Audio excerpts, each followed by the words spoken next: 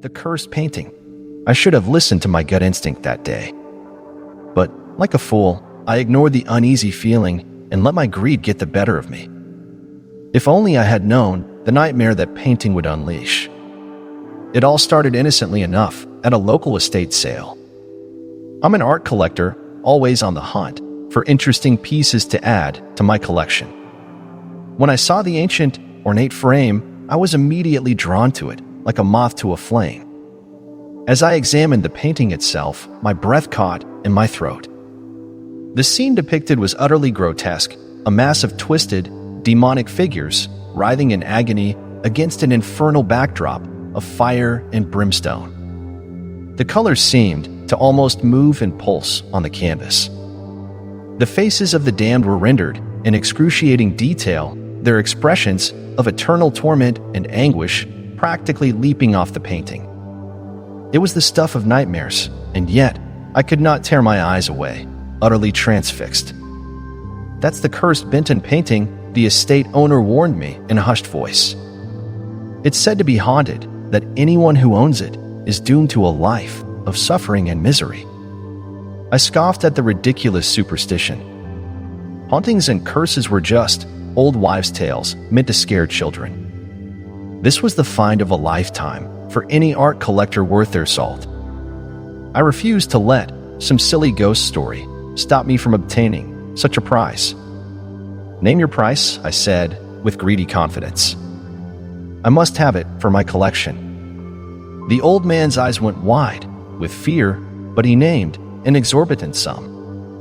I paid it without a second thought, so desperate was I to possess that disturbing painting. If I had known what tragic chain of events I was setting in motion, I would have turned and run. At first, everything seemed perfectly normal after taking the cursed painting home and hanging it up in the main hallway of my house. But soon, odd things began happening that raised the hairs on the back of my neck. Small objects would go missing for days, only to inexplicably reappear somewhere else. Strange noises could be heard in the night, like whispers or growls from something not of this world. I tried to rationalize it away, as my mind playing tricks on me due to that ridiculous curse story. But the night terrors that began soon after proved to be truly terrifying. I would wake up in a cold sweat, my heart racing, with horrific visions of the damned figures from the painting seared into my mind's eye. Their anguished faces and pitiful cries for mercy echoed endlessly long after I had rejoined the waking world. Things only grew worse from there. No matter how carefully I tried to keep my home neat and orderly, a thick layer of ash would accumulate every few days, coating every surface like a foul sooty membrane. The sharp, acrid stench of brimstone would permeate the air until my eyes burned and my lungs ached with every breath. I soon stopped inviting people over, afraid of what they might see or sense happening within my home's walls.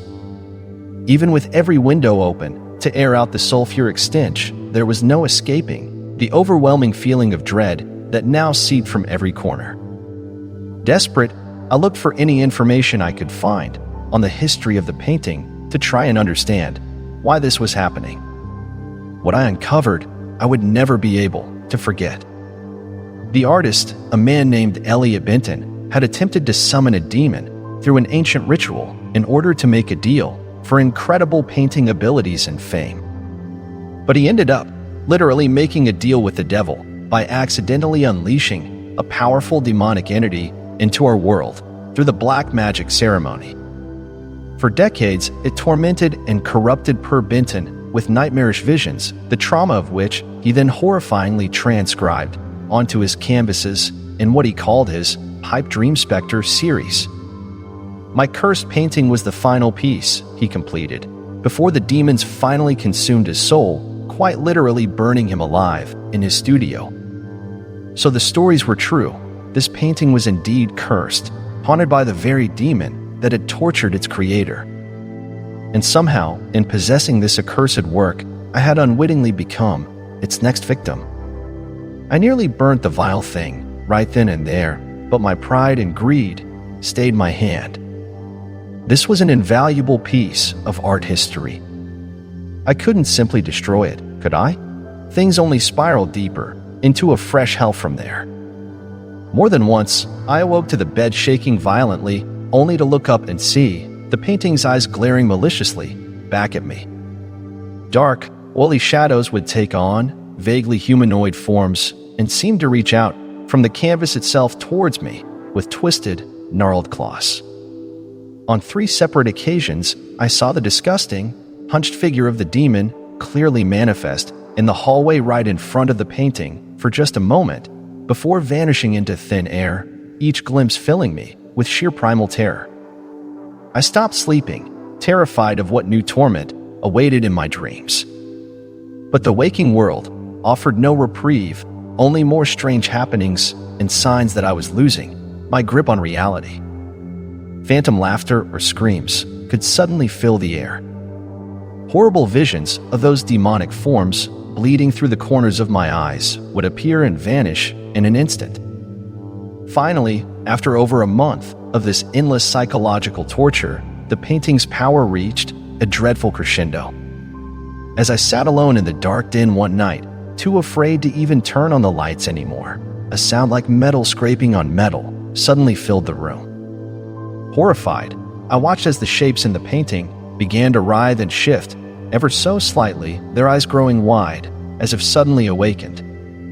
A deep, guttural growl seemed to reverberate from all around me. Then, just as quickly, the growl transformed into a screeching howl of fury as the forms in the canvas began to thrash about more violently, now clearly straining against the confines of the frame. I scrambled back in terror as the frame began to crack and splinter. A noxious green mist started leaking out, quickly spreading throughout the room. I gasped for air as the hazy vapor burned my lungs, the foul odor of decaying flesh invading my nostrils. With a final, deafening crunch, the forms exploded forth from the confines of the canvas in a swirling mass of contorted bodies, all clawing and howling in unholy fervor. They seemed to be composed of a strange viscous ooze like living breathing tar, bubbling with rage and malice. I screamed in abject horror, paralyzed by the sheer revolting sight of them slithering ever closer, with hooked talons extended. Their numberless faces twisted into sadistic grins, endless rows of razor teeth gnashing together with unbridled hunger. Within those slavering maws, slick obsidian black tongues lashed out, trying to taste my terror like a delicacy. Just as their foul breath washed over me, a blood-curdling roar shook the very foundations of the house. An impossibly large horned shape emerged from the doorway, blotting out what little light there was with its mere presence. The hellish entity towered nearly to the ceiling of the high-ceilinged room, its hulking frame dripping with that same black ichor as the other demons. I sank to my knees, tears streaming down my face, as I shook my head in disbelief and despair. The nightmares had manifested into a living hell. I was too far gone now. There was no hope of salvation from the demon's clutches.